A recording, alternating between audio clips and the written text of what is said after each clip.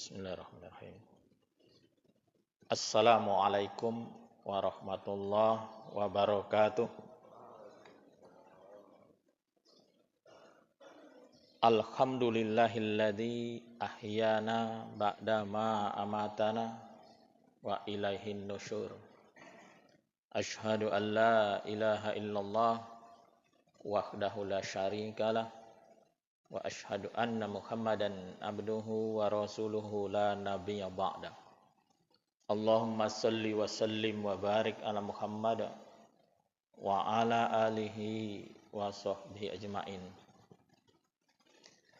Ya ayyuhalladzina amanu taqullaha wal tanzur nafsum ma qaddamat lighad wattaqullaha innallaha khabirum bima ta'malun.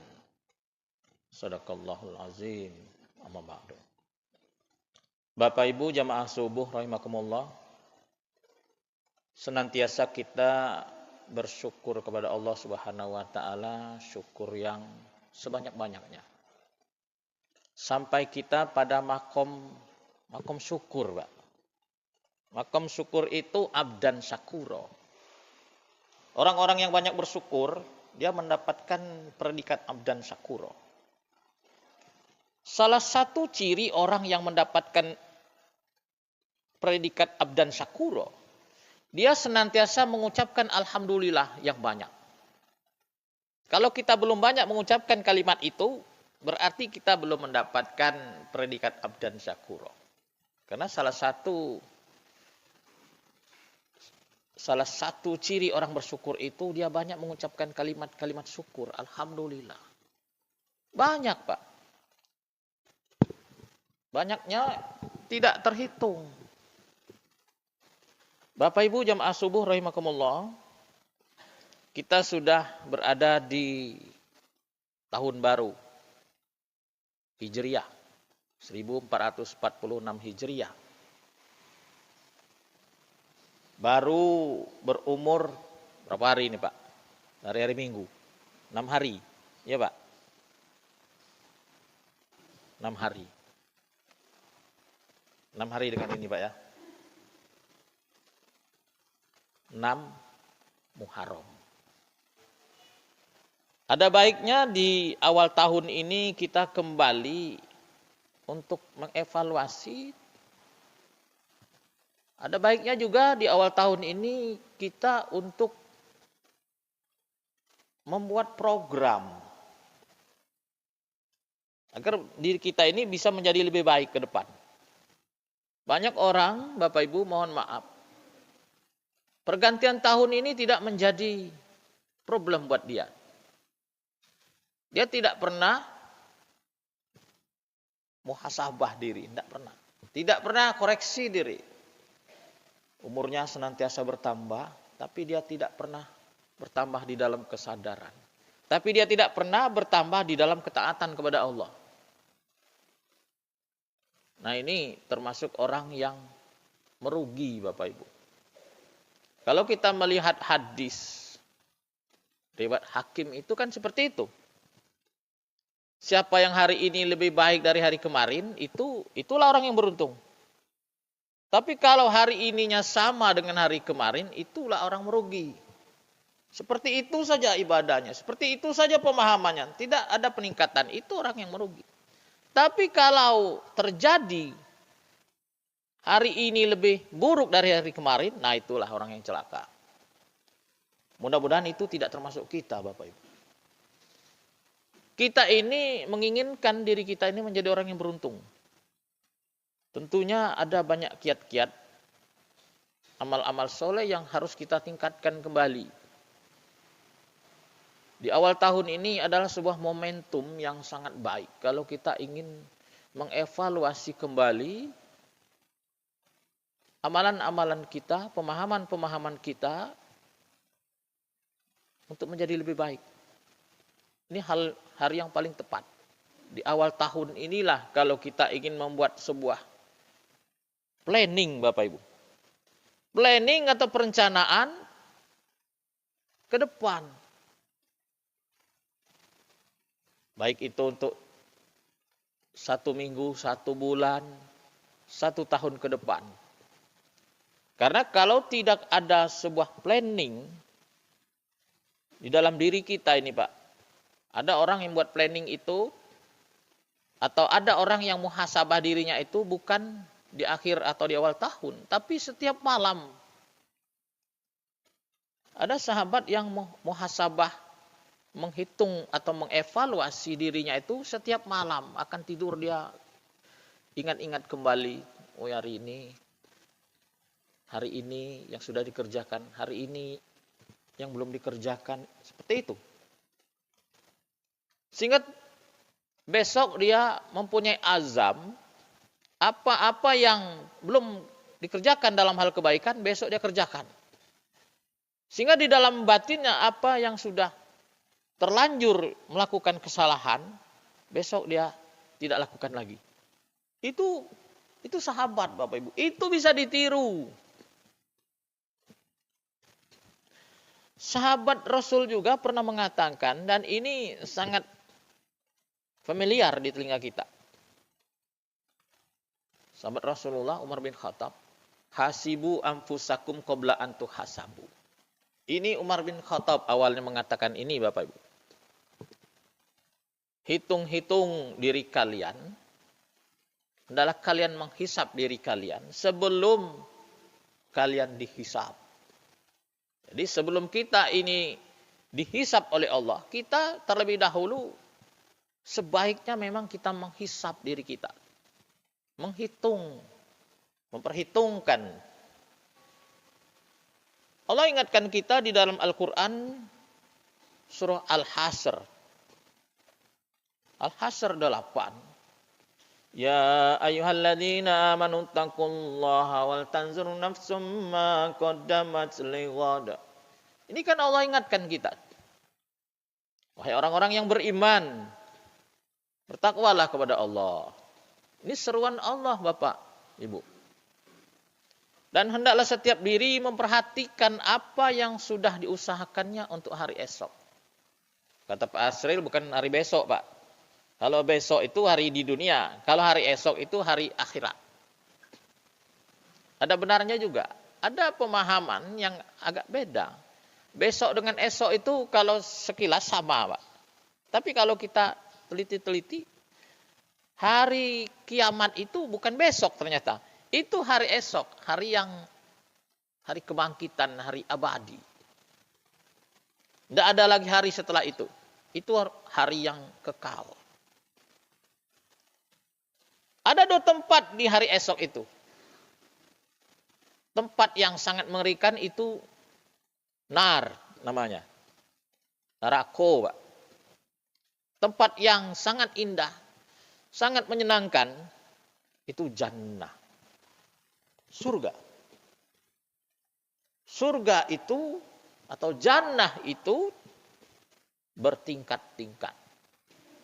Jelaskan di dalam hadis, al-jannah itu mempunyai 100 tingkatan. 1 tingkatan itu antara langit dengan bumi. Setiap orang di dalam jannah tidak ada yang iri. Setiap orang di dalam jannah itu melihat saudaranya, merasa saudaranya lebih baik. Padahal dia itu, Pak, di tingkatan yang tinggi. Umpama kita masuk surga, insya Allah, Pak. Kita di surga yang paling tinggi. Kemudian kita jalan-jalan, Bapak Ibu. Ini ilustrasi saya. Kita jalan-jalan, ingin melihat keindahan surga yang di bawah. Karena kita di atas kan paling tinggi. Kita ingin melihat surga, ingin keliling-keliling.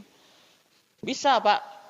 Orang surga bisa keliling-keliling. Bisa tamasya melihat saudara-saudaranya yang di surga Aden, di surga Ma'wa. Dan dibolehkan oleh Allah. Kita ingin mencoba melihat surga yang paling rendah mungkin. Seperti itu. Di saat kita melihat keadaan surga yang paling rendah itu, kita masih terkagum-kagum Bapak Ibu. Padahal kita di saat itu nanti di surga yang sangat tinggi. Pak Asbi. Kita masih kagum. Wih, bagus nih surga yang ini. Padahal Allah sudah meletakkan kita di yang paling tinggi. Tidak ada rasa iri dan kita masih merasa heran dengan surga yang paling bawah menurut tingkatan yang Allah berikan. Ini kehebatan surga Bapak. Jadi hari ini di awal tahun baru Hijriah ini, di 6 Muharram. 6 Muharram, benar apa nih Pak? 6 Pak. 1 Muharramnya hari Minggu kan Pak?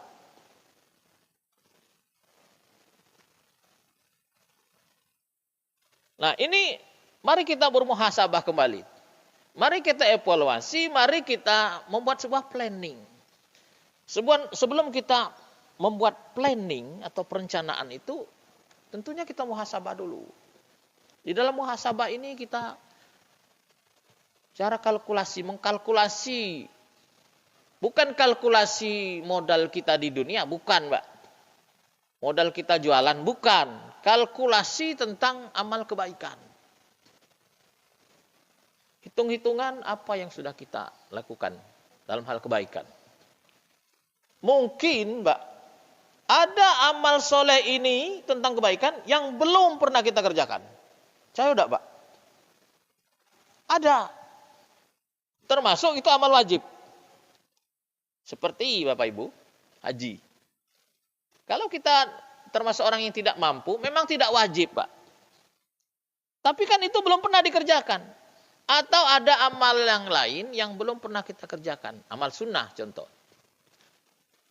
Hari ini Bapak Ibu, ada orang, ini yang kita bicarakan ini orang Islam Pak. Dia hampir mati, dia belum pernah mengerjakan amal sunnah yang muakkad.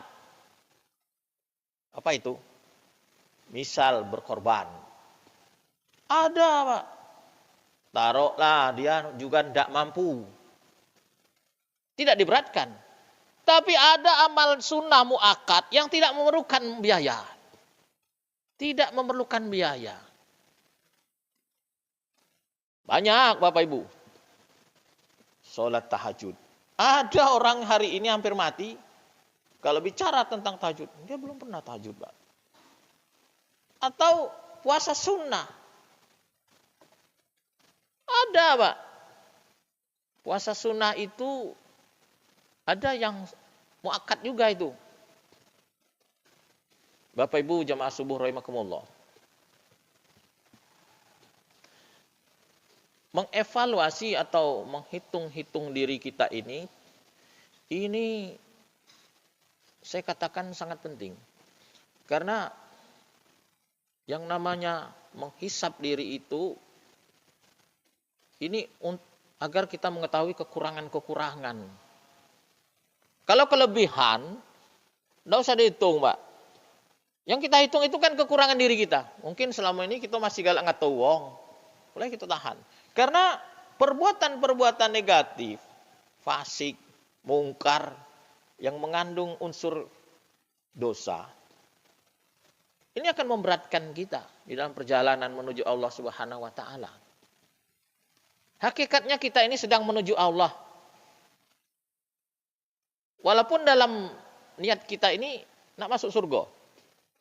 Semua orang kalau ditanya ingin masuk surga. Tapi kalau ditanyakan, apakah saudara ingin bertemu dengan Allah? Belum tentu dia menjawab mau. Tapi kalau ditanyakan, galak masuk surga enggak? Oh, pasti. Padahal kenikmatan tertinggi di dalam surga, bukan makan, bukan minum, bukan punya istri yang banyak. Bukan itu ternyata. Adalah pertemuan dengan pemilik surga. Ternyata itulah kenikmatan tertinggi di dalam surga. Bertemu dengan sang pemilik, raja di raja. Yang selama ini masih kita belum pernah bertemu. Bapak. Hanya merasakan keberadaan Allah Subhanahu wa Ta'ala. Ada orang, ini kelas wali. Mungkin bukan termasuk kita. Begitu rindunya dengan Allah. Ingin sekali bertemu dengan Allah.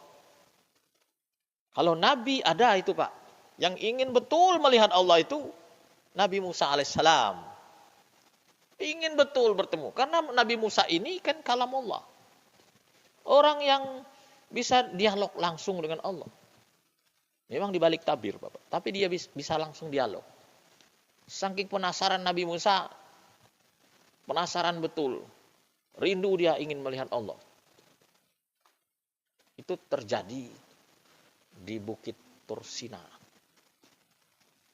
Bagaimana Nabi Musa ingin betul melihat Allah, dikatakan tidak bisa, tidak boleh, masih juga ngeyel. Nabi Musa ini termasuk yang ulul azmi, orang yang teguh pendirian. Akhirnya diizinkan, diantar oleh malaikat. Tidak salah-salah itu Pak, kejadian itu luar biasa. Setelah terjadi tragedi, Bukit Tursina itu meledak, disitulah Nabi Musa baru sadar. Baru Nabi Musa insaf, Bapak Ibu. Bapak Ibu jemaah subuh rahimakumullah. Sambil snack datang, kita terus. Yang sudah ada kopi silakan Bapak Ibu. Jadi momentum hijrah ini adalah sangat penting kita untuk menghitung-hitung diri kita ini kembali dalam hal kebaikan. Dalam hal kebaikan ini memang banyak Bapak Ibu. Tapi bisa kita press.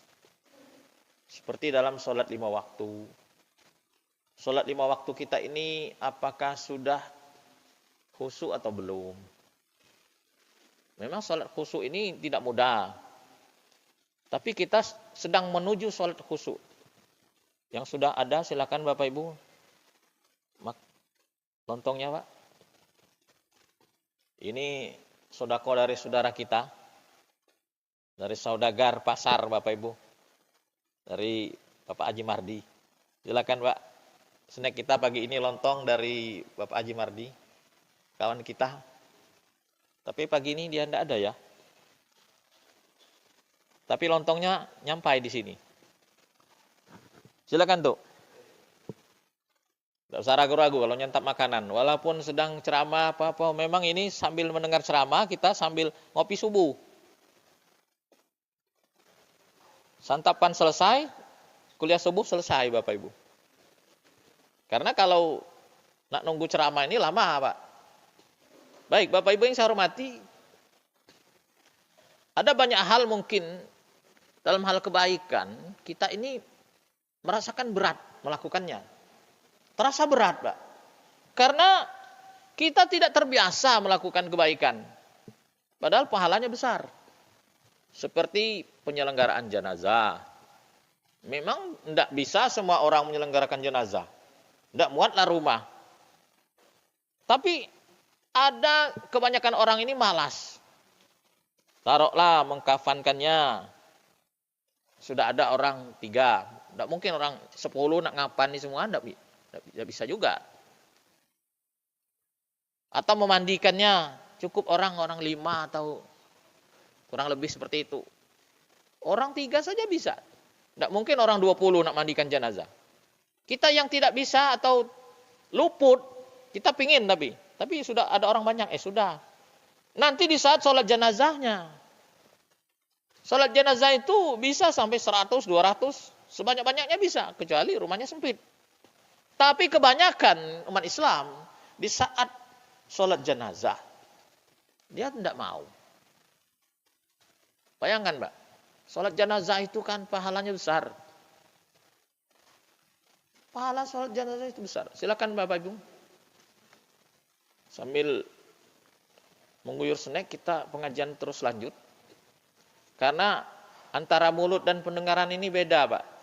Walaupun kita lagi ngunyah, tapi telinga kita tetap mendengar. Ini kan kehebatan ciptaan Allah. Mata kita masih bisa melihat. Mulut kita makan, tapi telinga kita masih bisa mendengar apa yang dibicarakan orang-orang lain. Ini kehebatan ciptaan Allah. Jadi banyak kebaikan yang mungkin selama ini luput dari kita. Atau kita belum tersadarkan betapa pentingnya sebuah ibadah. Karena di dalam ibadah ini akan meningkatkan makom kita di hadapan Allah Subhanahu wa taala sebenarnya.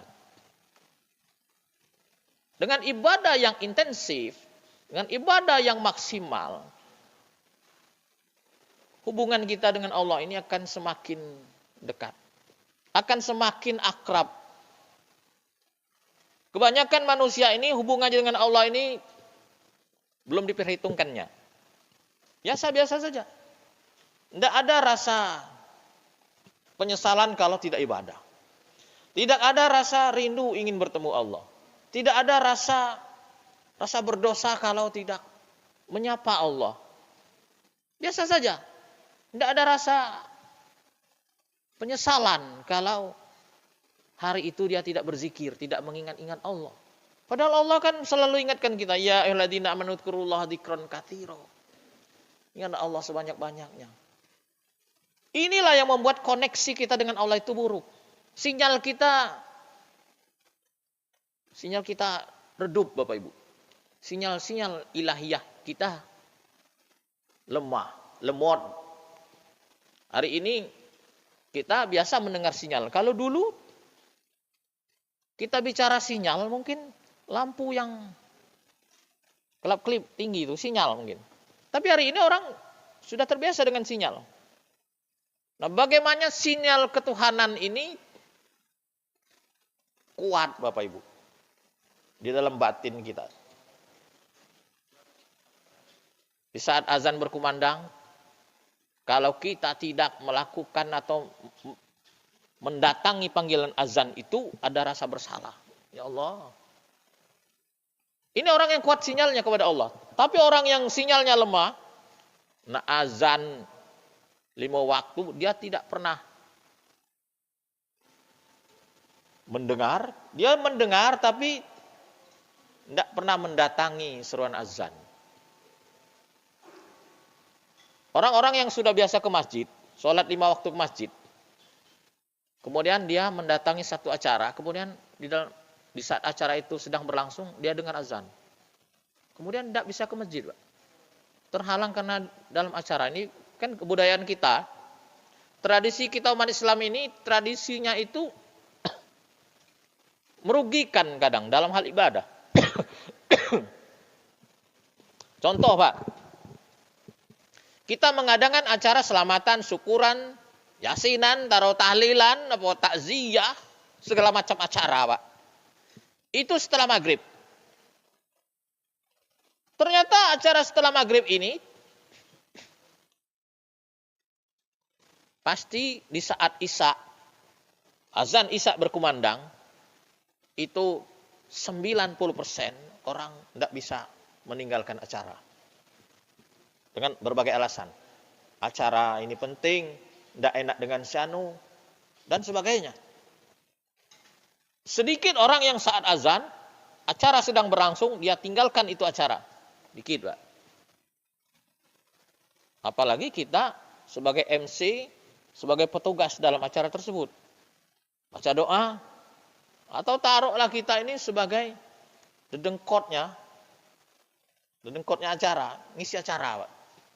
Azan berkumandang, tidak mungkin kita, Pak, saya mau sholat dulu, sholat isya dulu. Tapi kalau saya, Pak Asbi, pas ngisi acara, ada orang azan. Saya suruh itu orang-orang yang takziah, orang-orang yang ada di dalam acara itu, Bapak Ibu, Bapak-bapak, ini azan isya. Siapa yang ingin ke masjid, silakan. Masjid dekat. Masjid kita di kota ini tidak ada yang jauh, Pak. Kadang-kadang tetangga masjid. Tapi di saat acara takziah, yang pergi ke masjid tidak terlalu banyak. Tidak banyak. Nah, jadi menjadi tanggung jawab kita ini para ustadz. Ini seruan untuk para ustadz. Di sini kan banyak ustadz. Kalau saya azan berkumandang, kebetulan kita sedang mengisi acara, Pak. Saya suruh, Pak. Bapak-bapak, sebelum kita pending, Bapak-bapak azan sedang berkumandang, kita pending sejenak. Bapak-bapak yang ingin ke masjid silakan. Karena masjid lebih utama. Ke masjid lebih afdol daripada kita duduk sini. Sudah disuruh seperti itu, yang pergi ke masjid tidak sampai habis, Pak, jari yang 10 nih, Pak. Hitung-hitung orang yang bergerak ke masjid. Padahal masjidnya dekat. Ini sebuah keanehan. Tapi ternyata memang orang yang duduk di situ orang yang tidak ke masjid ternyata. Orang yang tidak sembahyang di masjid ternyata, Pak. Tapi yang agak menyedihkan, orang yang sudah biasa ke masjid terhalang untuk ke masjid. Ini sangat sedih gara-gara acara kita. Ini untuk evaluasi. Jadi ke depan kalau kita ingin mengadakan acara, Pak, sebaiknya sudah Isya. Sebaiknya sudah Isya, jangan sudah maghrib. Jadi terserahlah situ, wong nak datang, nak kemalaman. Kalau ada orang yang terhalang gara-gara kita ingin sholat Isya ke masjid, gara-gara acara kita, itu menjadi pertanyaan nanti buat kita. Karena acara kita orang terhalang untuk ke masjid. Oke lah Pak, kalau orang yang tidak biasa ke masjid. Bagi orang yang sudah biasa ke masjid, ada rasa bersalah dia. Ya Allah, azan. Padahal masjid dekat. Nak pergi, ada wali kota ini. Ada pembesar linggau ini. Cak mana ini? Duduknya di dalam pulau, nak melangkahi pulau. Ay, pakso ngurut dado. Tidak sholat berjamaah. Itu bagi orang yang memang sholat berjamaah. Bapak Ibu jamaah subuh rahimakumullah. Di awal tahun ini Bapak Ibu, ini adalah tahun baru Hijriah. Momen yang sangat baik untuk kita hijrah. Hijrah ini adalah berpindah. Kita bukan pindah tempat, pindah rumah, pindah kota, bukan. Tapi hijrah secara mental. Hijrah di dalam sifat. Tinggalkan sifat-sifat yang buruk menuju sifat-sifat yang baru. Jadi hijrah ini menjadi tonggak sejarah di dalam Islam. Dalam peradaban Islam. Rasulullah itu dari Mekah ke Madinah. Itu dulu namanya Yasrib, Pak. Kota peradaban. Bukannya enak untuk hijrah sebenarnya. Penuh perjuangan, penuh tantangan. Berat, Pak. Berat. Kita bekerja, Pak. Dari tempat basah menuju tempat kering saja susah mungkin. Dulu bekerja tempat basah, tahu-tahu ditaruh di tempat kering. Mulai gelisah. Atau dulu dikasih jabatan, sekarang tidak. Mulai susah. Atau dulu waktu masih bekerja sebagai ASN, ada jabatan tinggi, kemudian pensiun. Susah. Banyak orang seperti itu. Tapi bagi orang-orang yang sudah mendekatkan diri kepada Allah, nak pensiun, nak tatik jabatan, tidak menjadi masalah. Jadi hijrah ini adalah hijrah mental, Bapak Ibu. Meninggalkan hal-hal yang negatif. Gawi-gawi tidak keruan, mulai tinggal. Mulai menahan diri, mungkin kita galak ngomong wong, mulai menahan diri. Dia agak ditahan. Perbanyak istighfar, perbanyak zikir, perbanyak sholawat. Istighfar ini penting, Pak. Istighfar untuk menetralkan batin kita. Karena dosa ini akan membuat gelisah, akan membuat berat, akan membuat galau. Itu dampak dari sebuah dosa. Tapi tobat atau istighfar ini akan menenangkan. Kita belum menyadari bahwa hidup kita ini sudah banyak melakukan kesalahan. Belum kita sadari, Bapak Ibu. Kesadaran itu kalau kita, kesadaran yang sangat tinggi, itu akan meneteskan air mata.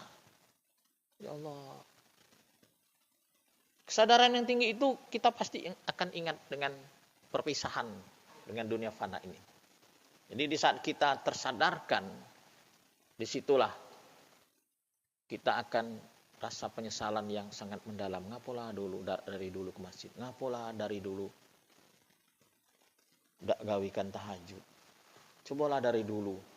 Cobalah. Tapi penyesalan tidak akan datang di depan. Tapi Bapak Ibu, tidak ada istilah terlambat. Orang yang sudah banyak dosa, walaupun dia sudah karatan dalam dosa, tapi dia tersadarkan, kemudian istighfar, kemudian ditobat, Allah akan terima. Allah akan rangkul dia kembali. Allah akan sangat senang menerima orang-orang yang kembali kepada Allah. Allah itu ada perasaan, Pak. Mungkin orang, apa ada Allah perasaan? Ada. Bahkan perasaan Allah itu lebih halus dari barang yang paling halus. Al-Latif. Tidak ada yang melebihi halusnya perasaan Allah. Saya pernah tanyakan, Allah itu ada rasa senang enggak? Allah itu ada rasa tidak? Ada, Pak. Allah bisa marah. Allah bisa senang. Kemudian di saat saya tanyakan, Allah bisa sedih tidak? Diam ya. Allah bisa kecewa tidak? Bisa, Bapak Ibu. Bapak Ibu jamaah subuh rahimakumullah, ini kajian tasawuf. Kita belum pernah menenggang perasaan Allah. Belum pernah selama ini, Pak. Kita belum pernah ada enaknya dengan Allah. Ada enaknya dengan, wah, tidak lemah aku kalau datang, tetanggo nih. Tidak pernah kita selama ini ada enaknya itu rasa dengan Allah itu. Ini harus kita tingkatkan hubungan kita dengan Allah, koneksi kita ini. Dengan banyak mengingat-ingat Allah. Dengan banyak istighfar. Dengan banyak bersolawat. Kita belum pernah merasa bersalah dengan Allah. Kita baru sering merasa bersalah itu dengan dosa kita saja. Tapi kita belum pernah bersalah dengan Allah. Ya Allah, salah aku dengan Engkau ya Allah. Lah jauh aku dengan Engkau ya Allah. Di awal hijrah ini, tahun baru hijriah ini, mari kita dekatkan kembali diri kita kepada Allah Subhanahu wa taala. Mari kita memaksimalkan dengan ikhtiar yang maksimal. Maksimalkan ikhtiar kita, Pak. Salat, usahakan ke masjid. Istighfar, usahakan sebanyak-banyaknya. Salat Nabi, usahakan sebanyak-banyaknya. Zikir sebanyak-banyaknya. Salat, usahakan yang sunnah-sunnah itu dikerjakan. Mungkin selama ini kita belum tahajud. Jadikan tahajud itu menjadi amalan malam. Jadikan diri kita ini menjadi orang yang ahli tahajud, Pak. Itu tidak mudah. Memang tidak mudah untuk meningkatkan level kita di hadapan Allah. Tapi inilah, di tahun baru hijriah ini, mari kita membuat planning. Oh, amalan ini yang akan saya utamakan. Atau menghafal Al-Quran. Atau mendawamkan membaca Al-Quran. Surah Tabarok itu salah satu amalan yang harus kita baca setiap hari. Tapi ternyata, tidak. Karena surat Tabarok itu mempunyai khasiat atau fadilah. Bisa melepaskan kita dari azab kubur. Bapak Ibu jamaah subuh rahimakumullah. Kalau ingin kultum ini panjang Pak. Tapi karena snacknya sudah habis, minum sudah habis, silakan Bapak Ibu dihabiskan kembali sisa-sisa minuman yang masih ada. Kalau tidak dihabiskan mubazir. Mudah-mudahan dengan di tahun baru hijrah ini ke depan kita bisa menjadi lebih baik. Dengan amalan yang lebih baik dan maksimal. Pemahaman yang lebih baik lagi. Dan semakin dekat dengan Allah Subhanahu wa taala. Sehingga di saat akhir hayat kita nanti tidak ada lagi yang kita rindukan di dunia ini kecuali Allah Subhanahu wa taala. Terima kasih. Wassalamualaikum.